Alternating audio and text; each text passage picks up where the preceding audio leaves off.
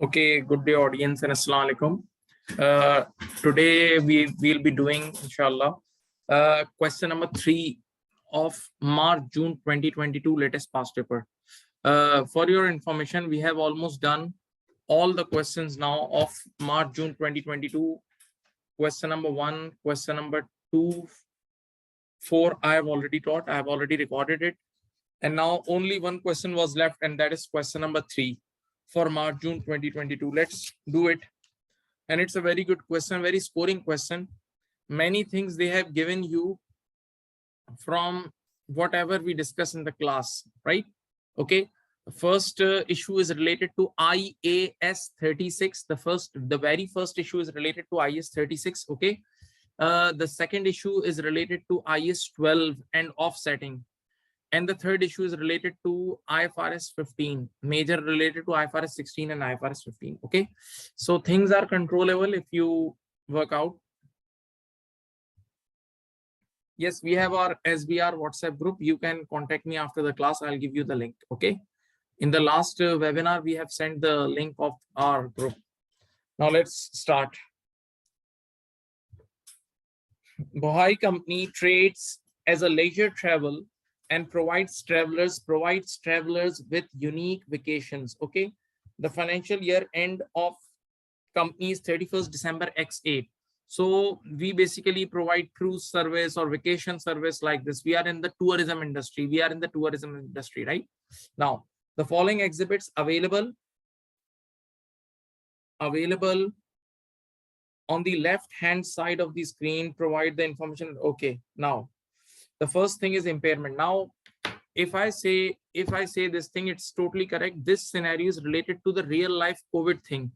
You remember, because of COVID, the biggest losers were tourism. Tourism industry was the biggest loser. Okay, so when demand suddenly dropped, so there are people in the world, they go for routine vacations, right?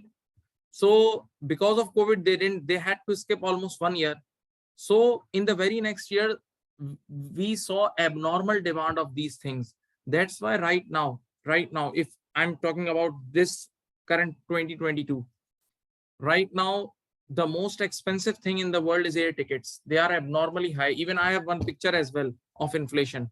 So there are things which shooted up by 10%, 15%, but airline tickets went up by 49%. 49%, extreme high. Okay, so these abnormal behaviors are because of the COVID thing. So let's start. Bohai company has a portfolio of global cruise brands and a fleet of over 100 ships. Okay, so they provide like cruise services and all. At 31st December X8, as a result of global recession, the directors of Bohai assessed whether there was any indication that its cruise ship may be impaired, right? Simple. Just think, COVID was the biggest impairment hint, biggest ever impairment hint. Just think, because of COVID, we see the losses, we see our assets not working. That means assets not generating future cash flows. And when your asset does not generate future cash flows, so obviously the value in use will decrease. The VIU, value in use, will decrease.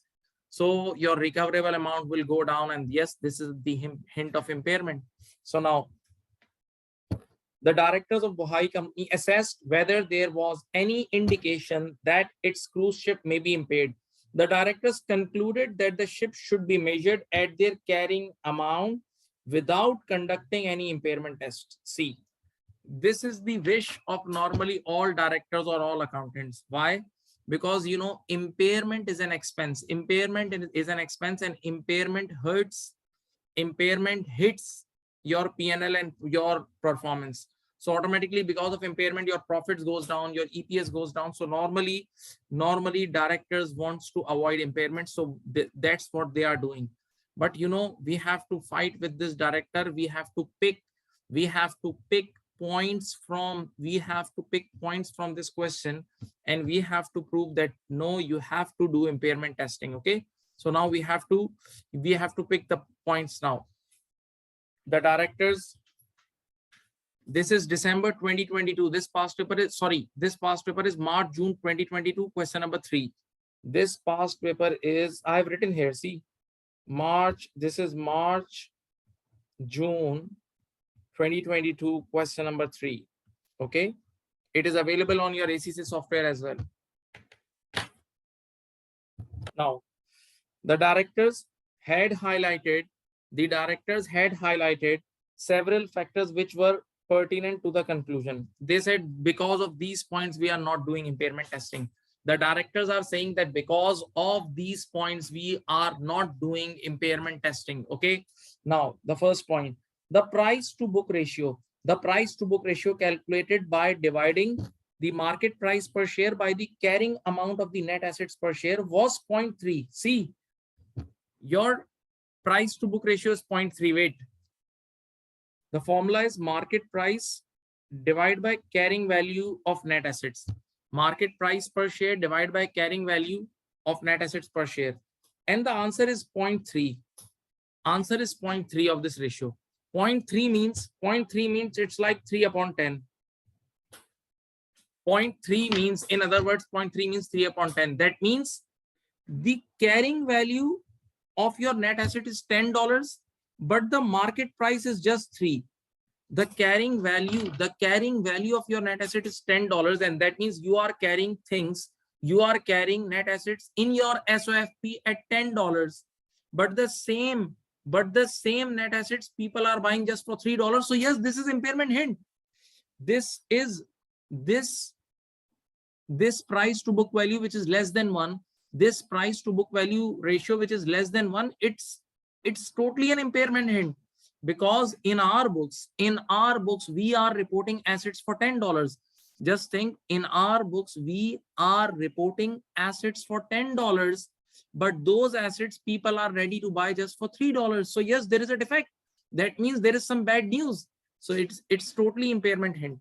So this first point, my dear student, this first point itself is an impairment hint. So this goes with our favor, not that director favor. The directors were happy with this ratio as it was similar to other companies in the industry. That means other companies are also facing problems. That means the whole industry is facing the problem. And if you remember my lecture, of IS 36, if you have attended my IS 36 lecture, it is written, when the whole industry is booking impairment, like when the whole industry is thinking negative, you also have to go with the same. Otherwise, you have to give a big disclosure that why you are not following the industry practice. Okay. So this thing itself is an impairment hint. So yes, because of this point standalone, we have to do impairment testing. Now, there had been no losses from the disposal of surplus ships in X8, which were material in respect of X8 year financial statement. This is very, very, very stylish point. I love this point. They are saying we dispose of something, and we didn't get any loss on disposal. So it's okay. Wait, there is a possibility you bought those ships 10 years back. There is a possibility. Now listen to me very carefully. There is a possibility you bought that ship 10 years back and you are using cost model. You bought that some ships 10 years back and you are using, let us say, cost model. So now there is a possibility that because of that cost model and depreciation, the NBV is very low, but you sell it on a normal price. So yes, you will automatically get a gain on disposal. And this gain on disposal does not mean that the industry is good. This gain on disposal is because you used cost model. You bought things in past at a very cheaper rate, or you bought things for like 10 years or 20 years back. So this is not the argument in favor of director. This loss on disposal does not give any evidence that we should avoid impairment testing. This loss on disposal, see, they are saying there is no loss on disposal. There is no loss on disposal in this year. So this standalone point does not give any evidence, does not give any support that we should avoid impairment testing. Okay, why? Think over it, think over it. Now you are giving your paper, you guys are almost chartered accountant now. Listen, why there is no loss on disposal, no loss on disposal? Because there is a possibility you bought many years back and you bought ships on a very cheaper rate. So obviously now NBV will also be very low, and when NBV will be low, so any price you will compare it with that NBV, the result will be a gain on disposal. There had only been an estimated 2% drop in the market value of the fleet in December X8. Now, their market value also went down by 2%. They are saying it's just 2%. It's just 2%. The directors had not engaged a qualified valuer to estimate the market value of the fleet, and this value was not based upon market transaction. Very, very excellent. 2 points. We can discuss IFRS 13 as well. See, first of all, they are saying that the market value went down by just 2%. They are saying just 2%. So we said, yes, it's down. Still it's down. And market value means fair value. So, you know, in impairment testing, whenever we calculate recoverable amount, there is one thing which is fair value. Recoverable amount is higher of value in use and fair value less cost to sell. Value in use and fair value less cost to sell. Value in use and fair value less cost to sell. So yes, there is a point of fair value in recoverable amount. So when your market value or fair value is going down by 2%, so this is again one of the hint of impairment. Okay, first thing. Second thing, they are saying it's just 2% down. It's just 2% down. So okay, we will say that you have not used the correct formula for measurement of fair value. You have not applied proper IFRS 13. They have directly used the measurement model. The directors had not engaged a qualified valuer to estimate the market value of the fleet, and this value was not based upon the market transactions. Just think, they have not taken the fair value from the market. And we all know that IFRS 13 clearly says that fair value is totally market based. Fair value should totally be now market based. So that means the fair value calculation is also wrong. 2 point. And the third and very important point, that impairment chapter is not only dependent on fair value. There is one more thing, which is value in use. There is one more thing which we call value in use. So obviously, if the fair value is okay, if the asset fair value is okay, but if the future of asset is dark, if the future of asset or future earning power of asset is not good, again, there should be an impairment. Again, there should be an impairment. Okay, so you have to deal with this point, with these arguments, with all these arguments.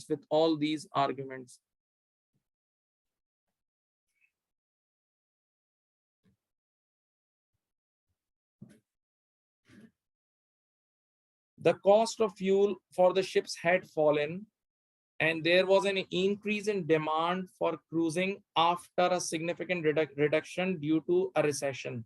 Yes, I told you that the demand because of COVID, of the COVID, things went in waves.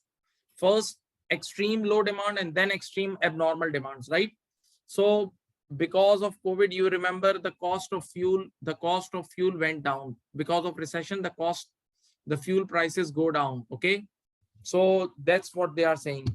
Bohai company has started negotiation with its creditor to defer payments of its debt. See, this is again a big question mark. What does it mean? That means our company does not have power to pay on time. Our company does not have power to pay the creditors on time. So again, this is clear. This is clear hint that our condition is not good. Our overall condition is not good. So this point also goes against the director view. Now, Bohai company had ignored the fact that several companies in the industry had written down the carrying amount of their ships during X8C. What is the industry practice? They have ignored. All other members of the industry, they have written down the carrying value of their ship. The carrying value, that means they book the other members of the industry, they are booking impairment. So when they are booking, why not us? When they are booking, when they accept that the conditions are not good, we should also follow the industry, right? This was as a result of many ships, including Buhai Company's ships, lying idle as a result of overcapacity due to the recession. So we have planned that we will only use some ships, because we will make some ships completely filled and we'll stay some ships at the dock, right? Now, even though the losses from the total sale of ships in Buhai Company were not material in the financial statement for the year ended 31st December X8, there were several cases where the loss relating to the disposal of a ship was 40% of the carrying amount of the ship. See, although for the overall financial statement the loss is not material, but if we see individual ships, there is a 40% decline. There is a 40% decline in the value. So yes, again, we have to book impairment for these ships. So this point also goes against the director view. Now, the price of a cruise had not increased in 2 years, and therefore conservative income estimates had been applied in future budgets because of anticipated delay in the recovery of cruise market. See this point. This point will hit your value in use. This point will hit your value in use. See the word, read the word. They have openly used the word conservative income estimates. Conservative means prudent income estimate. That means they are not foreseeing some good things. They are not foreseeing some good news. When they are not foreseeing good news, that means the future cash flows are down. And when the future cash flows are down, your value in use is also down. And when your value in use is down, impairment is must. So there are many points. There are many points which we discuss clearly shows that yes, there is impairment testing is must. I'm not saying impairment. Never ever say that do impairment. No, always in the classes I always say, always use the word impairment testing or impairment review. Impairment testing or impairment. So yes, impairment testing or impairment review is must. On the basis of all these points, impairment testing or impairment review is must. One point which I would like to highlight as well, that when they are saying about the competitors in the same industry, other members in the same industry. So one very simple point, that whenever you see the ships or assets of other members, don't forget to compare the age quality of the assets, that when did they buy and how much they are depreciated, to make the comparison like with like. Okay, right? Because sometimes we do this mistake. We compare new assets with old assets, or we compare old technology assets with new technology assets. So that comparison is not like with like. That comparison is not like with like. Okay, so did you get these points? Please comment on the chat box, please, if you got these points. These points were normal part of your classwork. In the class you also discuss such things. At least these are not new points.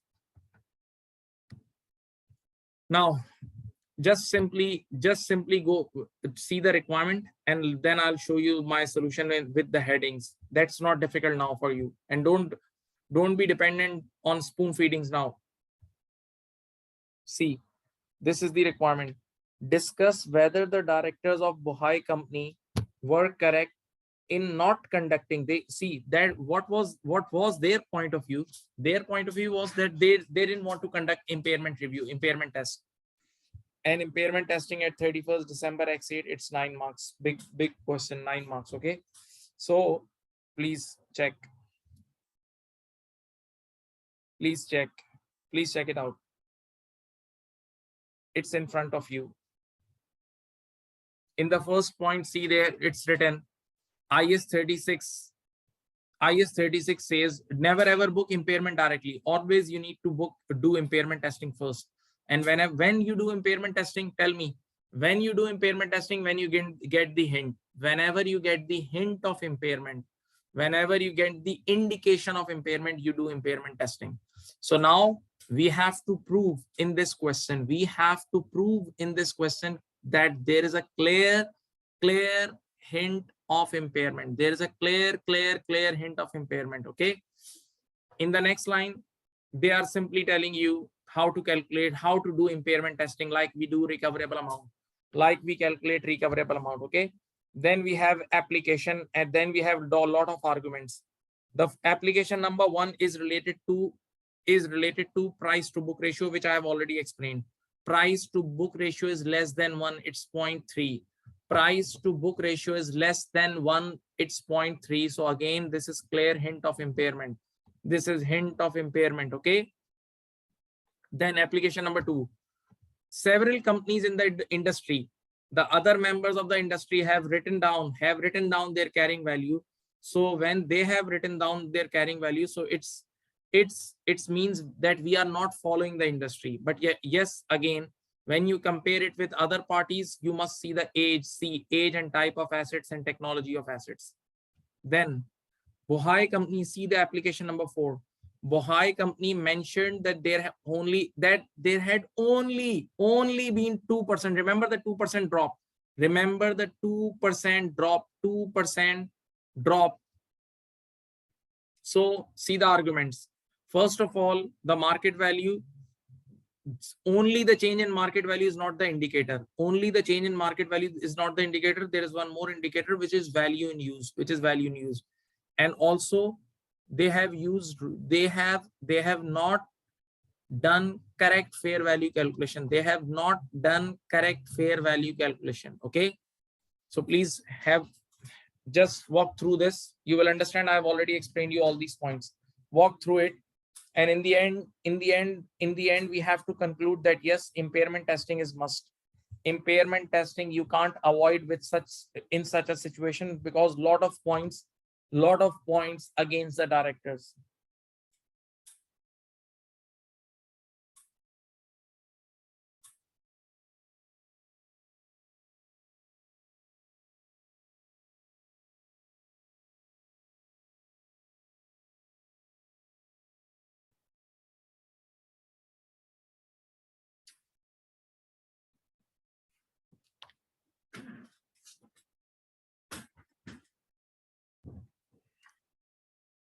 Now let's move. Please check the application number 6 as well. Please check the application number 6 as well.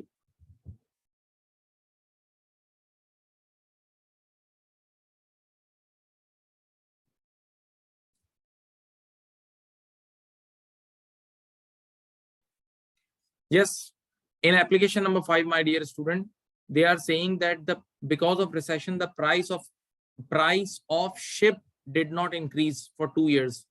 So that's why they are not enforcing any good thing. You remember in the question there was a word conservative income estimates. Conservative means prudent. That means they all are expecting less in future. And whenever you expect less in future, so automatically your future cash flows will be lower. And whenever your future cash flows are lower, your value in use will be lower. And yes, this is the hint of impairment. This is the hint of impairment. Now, next area we have is IS 12, related to IS 12 and offsetting. IS 12 and offsetting. Now wait. When I teach in my normal class, when I teach financial instrument, I always teach the one topic which we called offsetting. Offsetting means cancelling receivable and payable. For example, I have to receive a certain amount from you, and I have also to pay certain amount to you. I have to receive and also pay. So can I cancel my receivable and payable? Can I cancel my receivable payable? Yes, if we have legal and enforceable right. If we have legal and enforceable right? What does it means? It means there is an agreement, and that agreement clearly says that we can do net payment. Agreement clearly says that I can cut your money and I can pay you remaining amount. For example, I have to receive 100 from you and I have to pay 150 to you. So the agreement clearly says that I can pay you 50.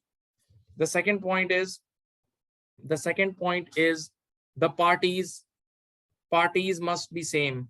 Parties must be same and dates must be same, right? That is the payment on net basis. That is the payment on net basis. So if you meet these strict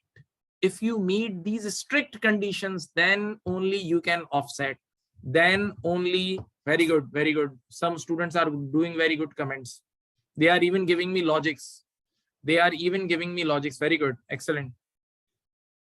So my dear student, if you meet offsetting criteria, then only you can offset. Otherwise this is a big crime. Even in audit firms.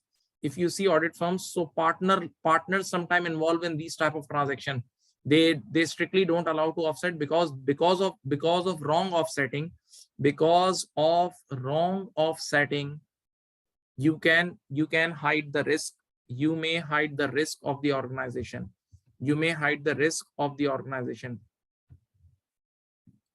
And one more thing, I'll send you guys one vlog. I made one vlog on bike. I made one vlog of offsetting, but that's in Urdu Hindi language. I'll send you. So those who understand this language, they can watch it. It's very, even I told one personal story of my life related to offsetting. I'll send you on your WhatsApp group. Let's start. Now listen. And before we start, one more thing, on unused tax losses, do you know the meaning of unused tax losses? All of you must know this, unused tax losses. Listen, whenever you earn gains, whenever we earn profits, so tax department charges tax from us. So on income we match tax expense. With income we match tax expense. But with losses, when we are in bad times, tax department gives us relief. Okay, now look at here. Listen, for example, we have a loss this year. So when we go to tax department with the loss, the tax department will say us that you can carry forward this loss, and you can cancel this loss in front of future taxable profits. So this simply means this unused tax loss will give us benefit. So yes, now we can book a deferred tax asset in front of this unused tax losses. Okay, because we need to match the benefit now. We need to match the tax benefit now. And we all know deferred tax is the application of matching principle. So with losses we match the deferred tax asset benefit. Okay, one more thing. When I teach in class deferred tax, I always emphasize on the matching. Even I move my fingers, matching. Like, for example, listen here. Let me show you one example. For example, we have this entry, dividend receivable debit 10,000 and P&L credit 10,000. We have this entry, dividend receivable debit 10,000 and P&L credit 10,000. Dividend receivable debit 10,000 or P&L credit 10,000. Okay. Now, when you go to tax department and you will say, please take the tax on this dividend income, they will say, no. As you will physically receive the dividend next year. So tax department says, okay, pay in the next year. But we have to apply matching principle. So we book now. Let us say 30% is the tax rate. So we'll make the entry P&L debit 3,000 and DTL credit 3,000. Okay. P&L debit and DTL credit. And now see the matching, all of you. See, this is PNL and this is PNL. PNL matching. As the first entry goes in PNL, so that's why deferred tax effect will also go in PNL. The first entry is in PNL, so second entry will also go in PNL matching. But if the first entry is an OCI, so second entry will also go in OCI to match. Hope you remember the topic deferred tax on revaluation. Hope you remember the topic deferred tax on revaluation. Hope you remember the topic deferred tax on revaluation. My dear students, we all teachers teach this topic in detail with total energy. Do you remember this thing? Please comment. All of you, please comment. Don't sit idle. Okay, good. Thank you. Now, let's move to the question.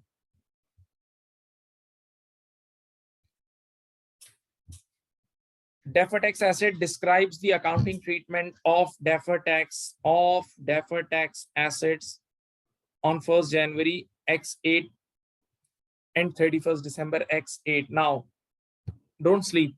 Only one question today we have. Please do with focus. Bohai company applied the expected ECL, expected credit loss model in accordance with IFRS 9 financial instrument for the first time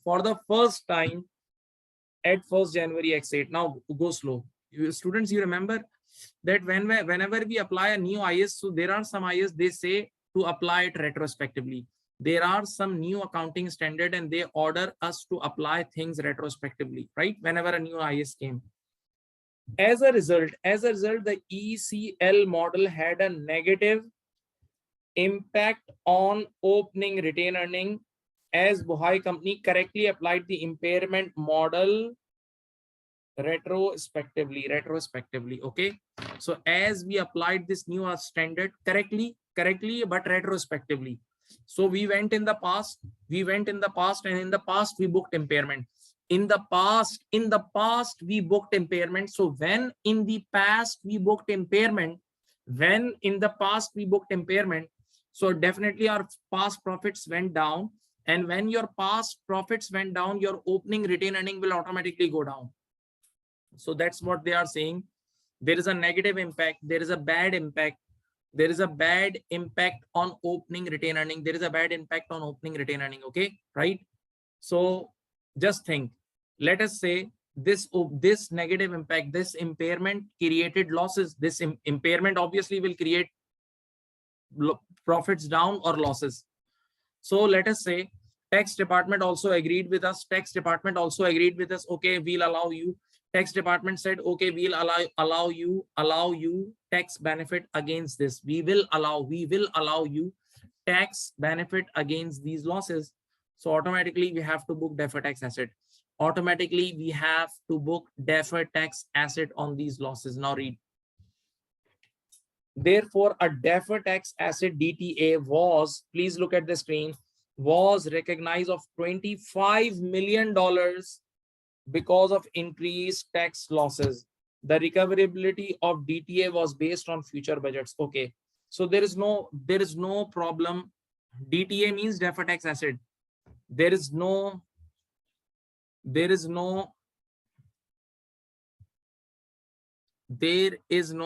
dear student, there is no problem with DTA. DTA is perfect.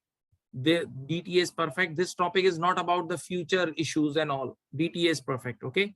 Now, as at 31st December X8, there was a change in the ECL allowance. ECL means expected credit loss. That means impairment allowance.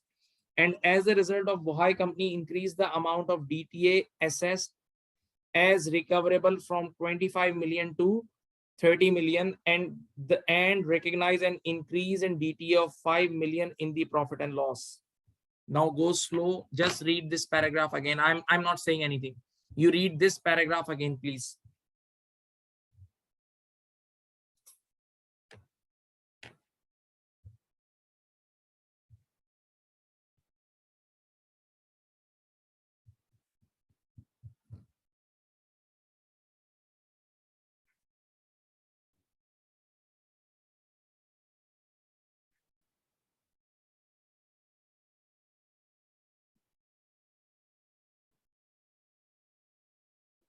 Listen, very simple, very simple. Go simple. It is written in IS 12 and it is taught to you in classes that on normally almost every year there is some change in deferred tax asset or deferred tax liability because of the new information. Because when 1 year passes, we get new information. Because when 1 year passes, we get new information. So now we need to revise our deferred tax asset or deferred tax liability. So this revision or this changes in deferred tax asset or deferred tax liability is adjusted prospectively, because there is a new news. There is a new news, right? Something new, change in the estimate, change in the information. So this change in the information is always adjusted prospectively, right? So that's what they are saying, and they are saying from this 25 to 30. See, this 25 to 30, this 5 million we have booked in profit and loss. So do you think it's correct? Yes, it's correct. It's absolutely correct. Wait.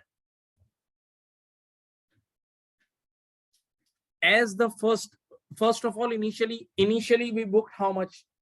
Initially, how much was the deferred tax asset? The initial deferred tax asset was 25 million, and that created because of retrospective transaction. That created because of retrospective transactions, and retrospective transactions are adjusted in opening retained earning, which is equity. Retrospective transactions are adjusted in opening retained earning, and opening retained earning is the part of equity. So use your brain. When your starting deferred tax asset was created because of equity, so the deferred tax asset portion will also go in equity, because we need to match. But in this post period, in this current year, we booked more impairment. And you know ECL, you have studied ECL, you have studied expected credit loss. And in expected credit loss impairment accounting, we book expenses are in P&L. So now when this year things you have parked in P&L, so the impact of deferred tax asset will also go in P&L. So this is totally correct. This is totally acceptable, that from 25 to 30, this 5 million should go in P&L. This is totally absolutely correct, because the issue is matching principle. Okay, so there were two assets.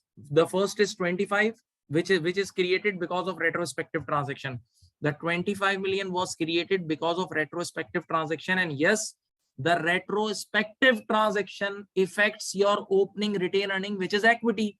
So initially the transaction was booked in equity, so deferred tax impact will also go in equity. Deferred tax impact will also go in equity. Okay, but in this year, as we have booked the impairment in P&L, as we have booked the impairment in current year P&L, so deferred tax asset will also go in P&L. Are you getting?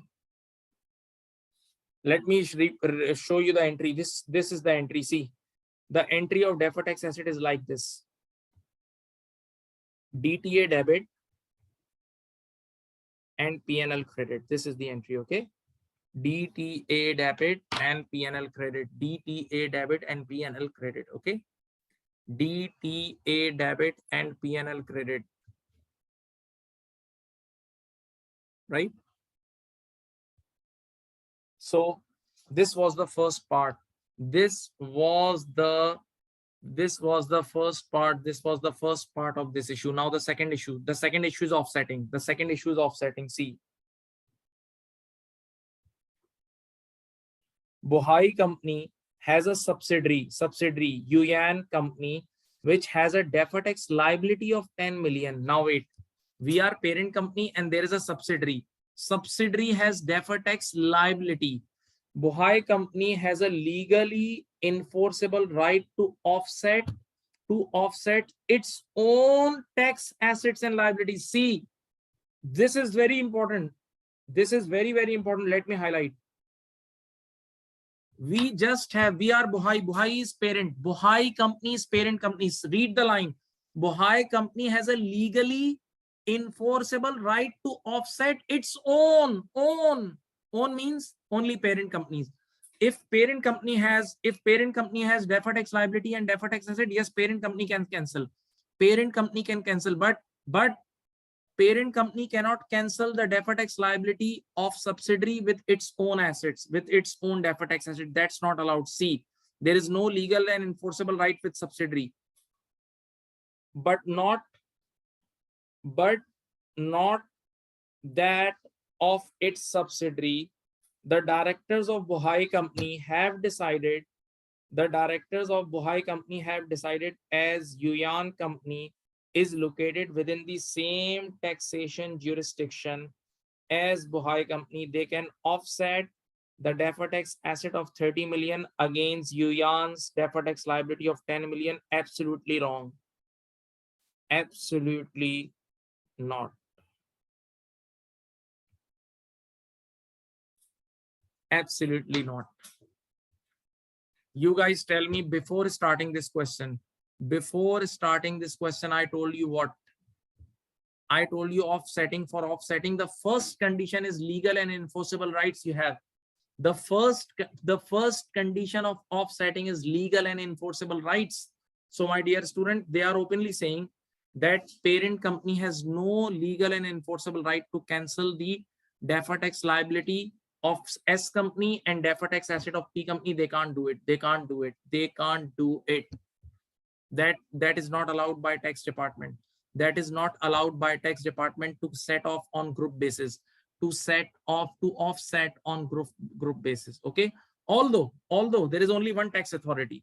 Although, see, they are saying that they are located within the same tax jurisdiction. They are saying we are located in the same tax. It's not enough. It's not enough. If you want to cancel assets and liabilities, deferred tax assets and deferred tax liabilities, the tax authorities should be same. And the most important thing is you have legal and enforceable right. And what does it mean? That it is written in the document, the tax department allows you to settle the net liabilities, for the whole group,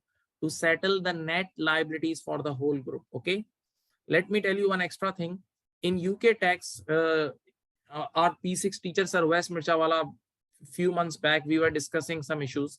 So he told me that in UK tax now there are some availability of group taxation. Like the whole group can pay one tax. I'm talking about the corporation tax. I'm not talking about value added tax. Okay. The whole group can pay one corporation tax, but that's the discussion was for the scope of UK. And right now we are doing international paper. Right now we are doing SBR international. And in the international paper, we have to see the tax issues in the question. In the question, everything will be written. My dear students. And in this question, they are saying we don't have, in this question, we are saying we don't have legal and enforceable right. Okay. So quick two issues. I know I took more time by repeating it. So quick two issues. The first thing is about the retrospective matching and current year matching in the P&L. Current year matching in the P&L, retrospective in equity. And the second thing is offsetting is not allowed here. Let's walk through the debrief, please. Check it out. IS 12 income tax sets out the principle of that accounting for the deferred tax effect of an event should be consistent with the accounting event itself. Yes, this is called matching. If the principal transaction going in P&L, deferred tax will also go in P&L. If the principal transaction is in OCI, deferred tax will also be parked in OCI. Very simple, I told you. Now, the criteria in other comprehensive income to be recognized in other comprehensive income. That means if the principal transaction is going in other comprehensive income, your deferred tax will also go in other comprehensive income. See, directly in equity, recognized directly in equity. If the principal transaction is in equity, deferred tax will also book in equity. Same thing which I told you. Now, IS 12 explains that IFRS standard require or permit particular items to be credited or charged directly to the equity, such as the adjustment to the opening balance of the retained earning resulting from a change in accounting policy, which is applied retrospectively. Yes, we know that whenever there is a changes in accounting policy, changes in accounting policies are adjusted retrospectively. Yes, and retrospective means opening retained earning adjustment, and opening retained earning itself is an equity transaction. However, however, such accounting treatment does not necessarily extend to the subsequent adjustments to the deferred taxes of 5 million in December X8, originally recognized on 1st January X8. Okay, that means only the part of 25 million, the opening part of 25 million, which generated because of retrospective application. The 25 million deferred tax asset was created because of the retrospective application. So that will only go in equity. But this current year thing of 5 million, this current year thing of 5 million will definitely go in P&L, because the current year impairment ECL losses, are going in P&L. Also, where the IFRS 9 financial instrument expected credit loss model is applied, all impairment charges are recognized in profit and loss. They are talking about the current year. Which is December X8, Therefore, it is acceptable to recognize the additional deferred tax asset in profit and loss. Okay. So the opening 25 million should go in equity, but the further 5 million should go in P&L. Very simple. This is the same thing which I told you when we were doing the question. Now, this is the offsetting issue. The next issue is offsetting issue. Deferred tax assets and liabilities must be recognized gross, that means on actual amounts, unless the entity has a legally enforceable right to set off the current tax assets and current tax liabilities, and the deferred tax assets and deferred tax liability relate to the same taxation authorities. See this. What does it mean? It means there are two conditions. In this paragraph, I have discussed two conditions. Number one is legal and enforceable right, and number two, same tax authorities. Legal and enforceable right and same tax authorities. Okay. So yes, we have the same tax authorities, same tax jurisdiction. It was written, but there is no legal and enforceable right to offset with your assets and your subsidiaries liabilities. There is no. This is only the case where the above relates to the same taxable entity or different taxable entities which intend either to settle taxation on a net basis or to realize the assets and settle the liabilities simultaneously. Net basis means payment on same date.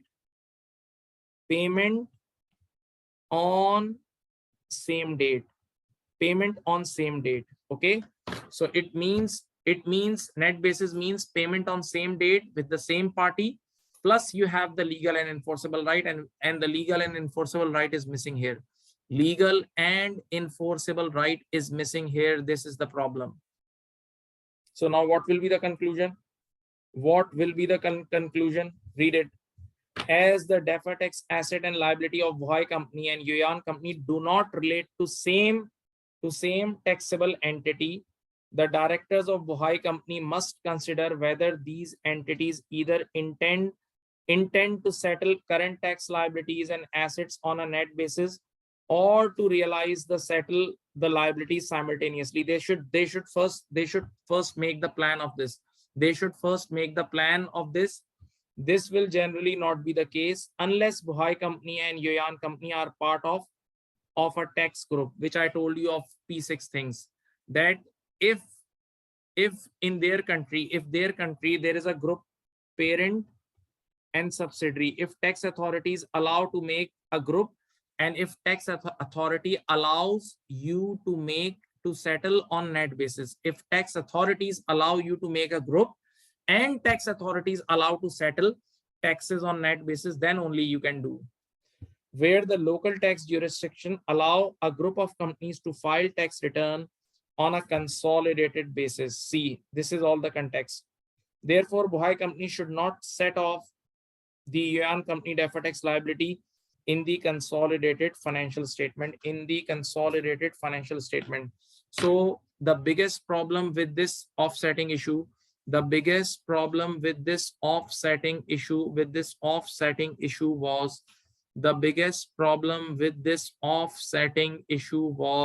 me, there was no legal and enforceable right. Okay. And that's why there was no tax group, because the tax authorities didn't allow them to settle taxes on group basis. No such thing was written in the question. That's why we went against this point. To offset. Okay. Can anybody tell me which IS we study this offsetting? Can anybody tell me which IS did we study offsetting? Yes, IFRS 9. In IFRS 9, we discuss IFRS 9 financial instrument. We discuss offsetting conditions, and we discussed it with reference to receivables and payables.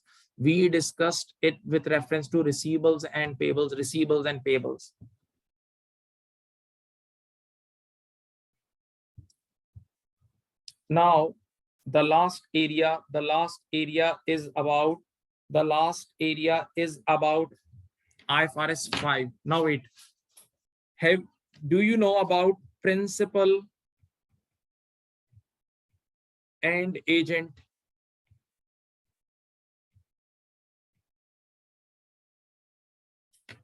Now wait, in your basic studies, like in FR level, you get these questions. Wait, let me just make up your mind. Once your mind is made up, you can easily do it. You know, when you are a principal,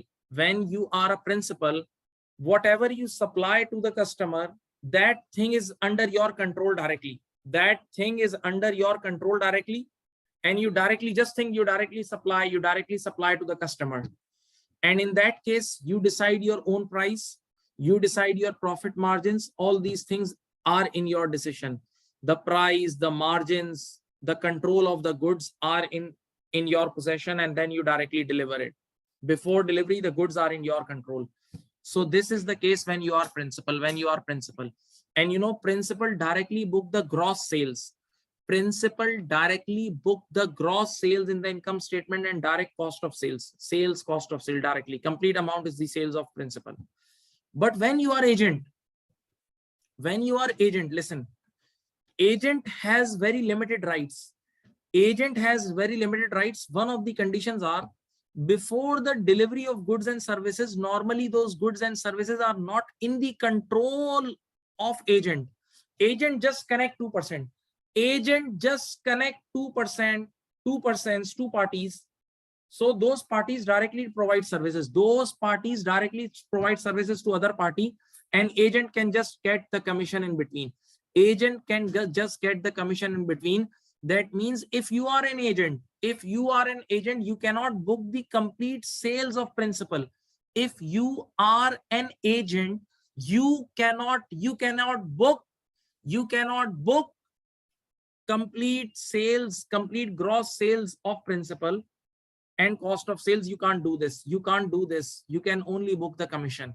In your income statement. That's it. And once again, this commission is not like a margin. That means you don't have power to decide the price. You don't have power to decide the margins and price. You have restricted rights. So first, make up your mind. What is principal? Principal, whenever delivers something to customer, principal has the control before that delivery. A control of those goods and services before the delivery. But agent normally does not have control of those goods and services before the delivery, because agent connects 2%. Agent connects 2%, 2%, two parties. Okay. Second difference, principal normally decides the price. Principal normally bears the risk. Principal enjoys the margin and price and all. But agent is just get his commission. He has normally no rights to decide the price and all. Okay. And normally agent has a limited risk. Agent has a limited risk as compared to the principal. And in the agent's books, we only book commission income. We only book commission income. Okay. Now, let's start. Giving you 2-3 minutes. Just give a quick read. Just give a quick read. The question is in front of you. I'm not saying anything. This is point number 3. You have to read it. I'm going to discuss in 3 to 4 minutes. Read it. Come on, read it.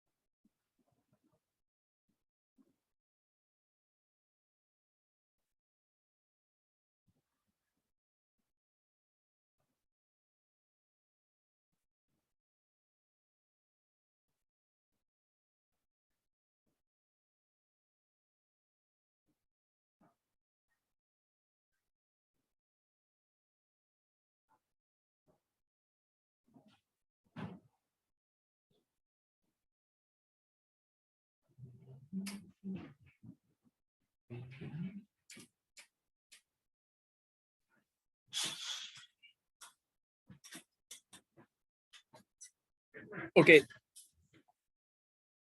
Describe the lease and non-lease components agreement with third parties. The business model of Bohai Company also includes the management and refurbishment of cruise ships. Income is generated by leasing cruise ships on operating leases to third parties, normally for a period of 5 years. Managing the cruise ships operations, non-lease element. Now, just think. First of all, just think we are lessors. We give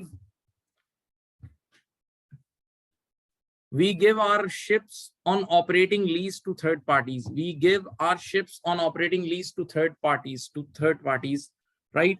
Now, I have a question. See, it is written 5 years. Who can give me the answer? It is written 5 years. So it's more than 1 year. It's more than 1 year. Why it's operating lease? It's more than 1 year. Why it's operating lease?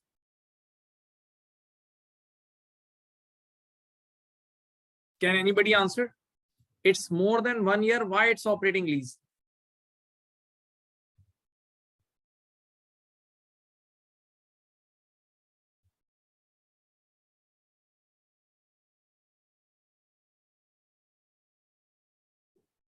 Any other answer? It's more than 1 year. More than 1 year, that is 5 years. Why it's operating lease?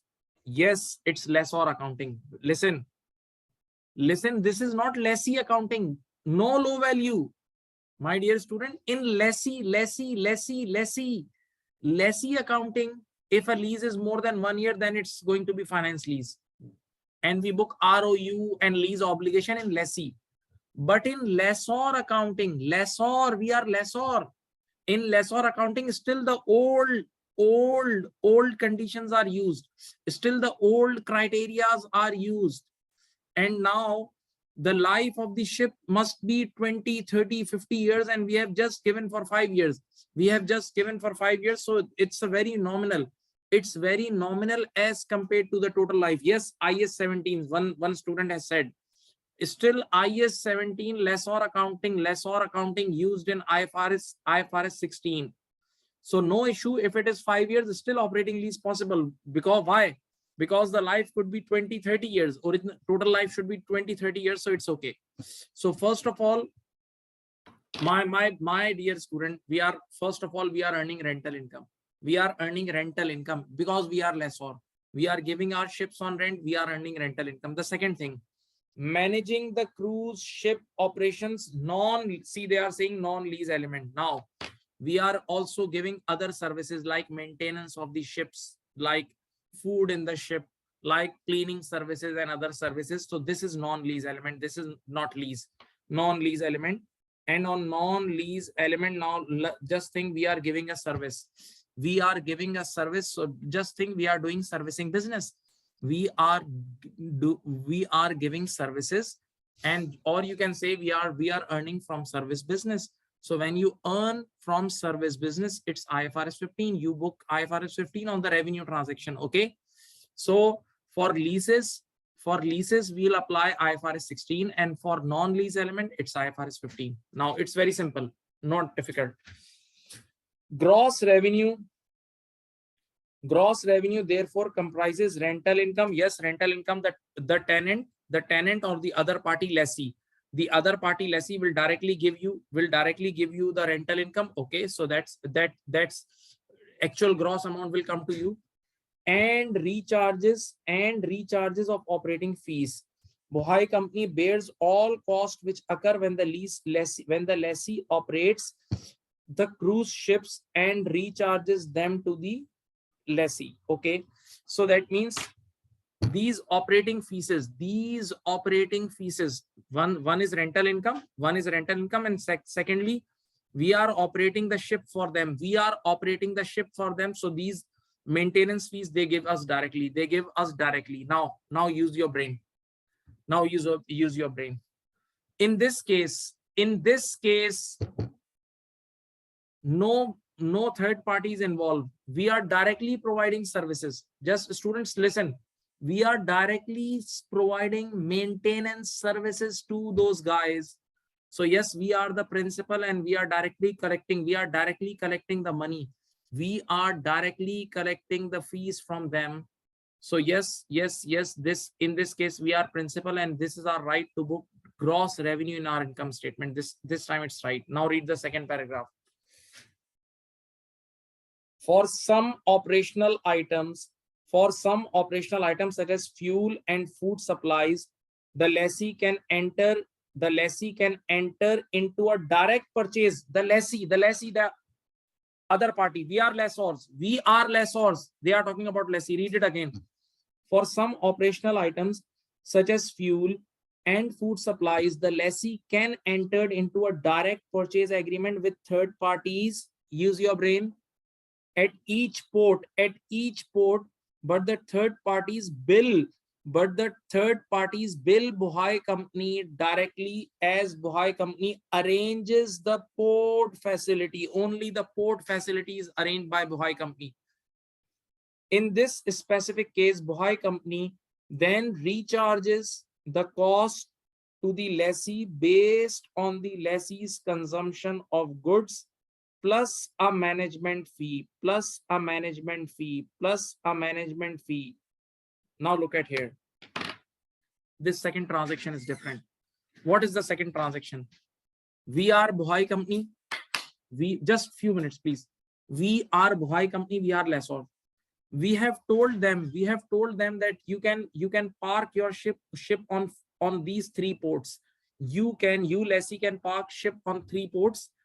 And then you can go out, and from any shops, you can buy foods, and you can buy food and fuel. You can buy directly food and fuel you can buy.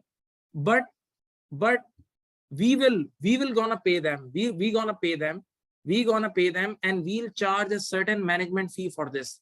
We charge a certain management fee for them. Now, in this case, in this second case, just think, are we providing, are we delivering fuel? Are we delivering fuel and this food supplies? No. That party directly giving food, that party directly giving food and supplies and food and fuel supplies, and we are just taking a management fees. So in this case, the control of that goods and services before delivering to customers, the control of that goods and services before delivering to the customer is under the control of that party, is under the control of that third party. So that third party is the principal, we are just agent. In the second case, we are just agent. That's why we are just charging the management fee, which is the commission. We are just charging the management fee, which is the commission. You are not getting. Just think over it. I told you the difference between principal and agent. If I say I am principal, so whatever I am delivering to my customer, before delivery, that thing is in my control. That goods and services, okay? And in the case of agent, if I am agent, before delivery, that thing is not in my control. Before delivery, that thing is not in my control. So now just use your brain. In the second case, that food companies and fuel companies will directly deliver to our lessee. Directly deliver. That means the control of that food and the control of that fuel before delivering to customer was under that party. So we are just agents. And one more indication I can give you, that we are not here to set the price. We are not here to set the price in this second contract. So we are just agent. We are just agent. And when in the second case, we are just agents, we can only book the management fee in our income statement. We can only book our commission or management fee in our income statement. But yes, in the first case, which is different, let me tell you some description in that paragraph. See, this is connected here. For other operating costs of the cruise ship, such as engine maintenance and cleaning, engine maintenance and cleaning of the cruise ship, these are billed at a price agreed on that date when the lease is signed. See, we decided the price. We decided the price of cleaning. We decided the price of cleaning and maintenance services. So right here we are the principal. But in this mid paragraph, we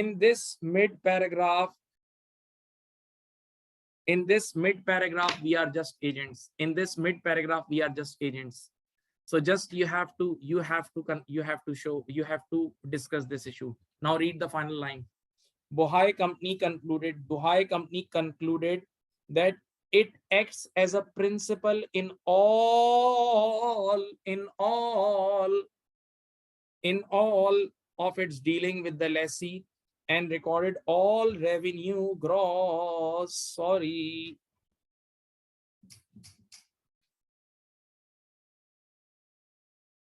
Sorry, you are wrong. For all these things, you are wrong. As they have said, all it's wrong. Student, did you understand? Did you find the difference? Did you got the difference between these transaction and the principal and agent thing? Please comment. Did you get the difference of principal and agent? Please comment.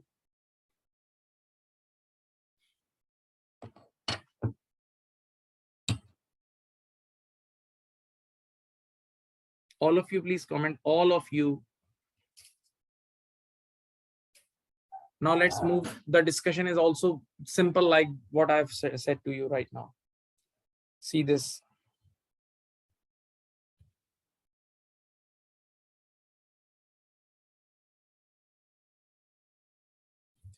IFRS 16, the starting line is leases state that for a contract which contains lease, the entity should account for each lease component within the contract as lease separately from non-lease components. Yes, if you have given certain thing on lease as well as you are providing other services, so obviously these two are separate things. These two are separate things. Okay. Here, lessee has the right to use the cruise ship for a specified period of 5 years in exchange for rental fee. Yes, first thing, do you guys know the definition of lease agreement? Can anybody tell me? In IFRS 16 we teach the definition of lease agreement. The definition is how you identify the lease. How you identified the asset must be identified. The asset must be identifiable asset, and you have transferred the right of use. You have transferred the right of use in exchange of consideration. Three things: specified asset. Number two, you have transferred the right of use, and number three, in exchange of a consideration. All these conditions are met. Yes, ship is a specified asset. Yes. Number two, you have transferred the right of use, and number three, you are charging the rent. So yes, it's a lease. One lease element is there. Simple. Now, Bohai company should reflect the underlying asset subject to the lease agreement in the statement of financial. Yes, this is a routine thing. Bohai company has application number 2. Bohai company has to assess whether the operating services for the cruise ship are non-lease element. Yes, these are non-lease element. Then let me tell you this issue.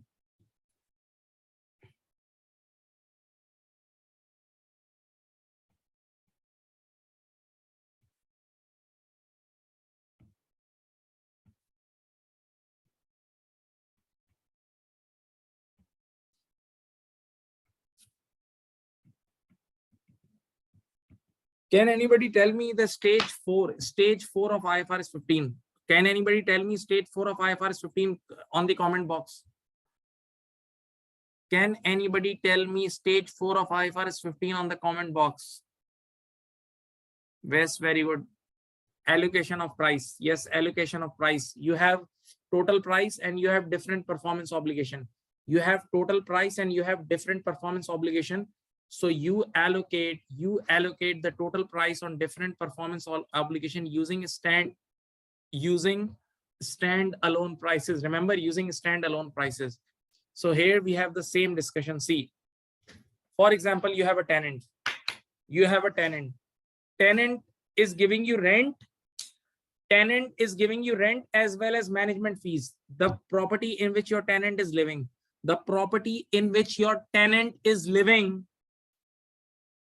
You are also managing the lift of that property. You are also managing the security issue, the water issue of that property.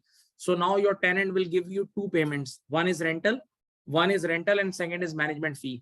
What if you charge a combined amount? You charge a fixed combined total amount from your tenant. So now this total amount contains both things. The rental element as well as the other services. So now you need to apportion both of them using standalone prices. This is written here. Now you need to apportion both of them using standalone prices. This is written here. Read it.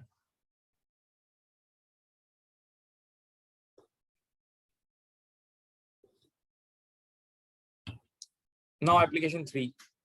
Now this is again principal and agent issue, which is the heart. Principal agent issue, which is the heart of this question. When more than one party is involved in providing goods or services to a customer, IFRS 15 requires an entity to determine whether it is a principal or agent in this transaction. Bhai, now listen.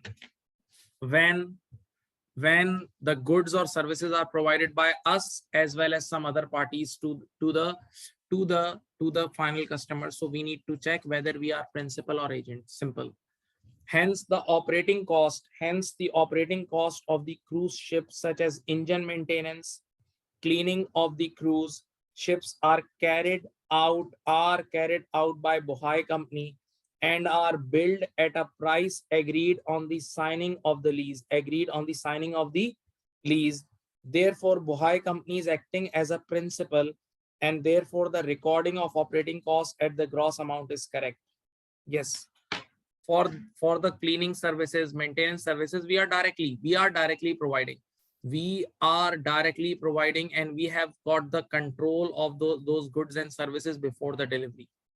And we are here to decide the price, everything. So yes, we are principal, and the gross amount recording is correct. But in the second case, the direct, this is about food. This is about food and wait. Yes, food and fuel. You remember about that port parking? The direct purchase agreement with third parties at each port are billed to Bohai company, and the entity adds a management fee and bills the total to the lessee. The fact that Bohai company acts as an agent is only relevant for the presentation of the consideration. Listen, and not for the identification of separate component of lease contract. Now wait. What if I'm an agent? What if I'm an agent but I do the accounting of principal? What if I'm an agent but I do the accounting of principal? What will be the problem? The presentation will affect. What will affect? The presentation will affect. Let me tell you. Listen. This is principal, this is agent, wait, and this is final customer. Principal, agent, and customer. Can you see these three people? Principal, agent, customer. Can you see these three people? Let us say principal, we are as an agent selling goods for 100 rupees. The cost is 80. The cost is how much? 80. So what is the profit? 20. What is the profit? 20. Out of this 20, 5 rupees is our commission, and remaining 15 we have to give to principal. Remaining 15 we have to give to principal. Okay. So now what is the correct accounting? The correct accounting is that we can only book 5 rupees. We can only book 5 rupees as our income in the agent books. In the agent books, commission income of 5 rupees will only come. No other thing will come. No other thing will come. Now, what if agent is doing like this? Agent is doing like this. Sales of 100 and cost of 95. 95 is 80 plus 15.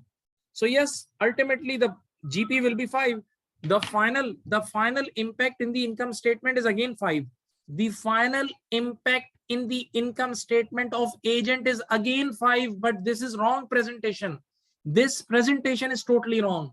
So you know the difference between principal accounting and agent accounting. If you do wrong accounting, if you do agent accounting in principal books or principal accounting in agent books, this will hurt your presentation. Your presentation will be affected.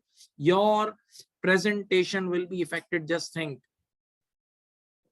Yes, one student is saying your ratios will be distorted. Yes, when your sales number or cost of sales number is wrong, your ratios will also affect. So if you do mistake in principal or agent accounting, this will hurt the presentation. That's what they are saying. See, in fact, the Bohel company acts as an agent is only relevant for presentation of the consideration. Okay. Now, Bohel company should recognize revenue only in the amount of the management fees. Yes, for fuel and food. For fuel and food, we can only book the management fee, which is our commission, to which it expects to be entitled in exchange for arranging for the specified goods and services provided by the third party. In this case, Bohai company cannot control the fuel and food supply before they are transferred to the lessee. I told you, remember that in the second story, the foods and fuel are directly, the food and fuel are directly delivered. The food and fuels are directly delivered to the lessee, and our role is very limited. So we are not, we cannot even control. We cannot even control the goods before delivery. So yes, we are agents. Okay. And in the end, you can read some more lines regarding the price and risk, which I told you. Regarding the price and risk, see this.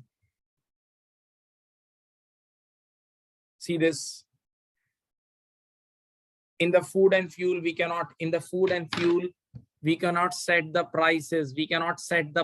I told you, in the food and fuel, we don't have any consumption or inventory risk. Everything they are dealing.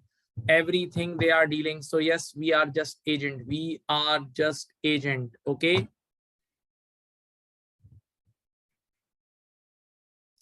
I have a question. Did you understand the 80 or 70% of this part? Not 100%. My simple words. Did you understand the 70 or 80% of this? Now student, listen, make this approach. As you are students of strategic level. This is not basic level. Obviously, things are technical. So whenever you start solving any question, if you are getting 70%, 75%, this is very good. Why? In the exam, you have to score 50 marks, especially for these strategic paper. 50 is a very big super shot. It's a super shot. Passing is everything. Yes, in the second para, Buhai is an agent, and in the first para, we are the principal. For maintenance and cleaning services, we are the principal. So make this approach in your mind, that whenever you are reading any article, because there are exam article on ACCAglobal.com, don't expect that you will understand each and everything. Never ever expect this thing. 70%, 65%, 75%, depending on your mood, depending on your energy. Sometimes you need to read 2 times or 3 times. Yes, this is normal. And the way you are studying, the same approach previous students also followed. Same approach, the same marking facility, same mock, the same terror they face, because this terror is there, and this is good. Obviously, otherwise there is no value of ACCA. If there is no terror there is no fear in these papers, that means everybody can do ACCA. And if everybody can do ACCA, so how will you get the job? So you guys are precious people. Very few people do chartered accountancy. So this pressure you need to absorb. Okay, right? So best of luck for your exams. I'll send you these slides after the class. I'll send you, right? And whatever I'm sending you on the WhatsApp group, please do watch those past papers.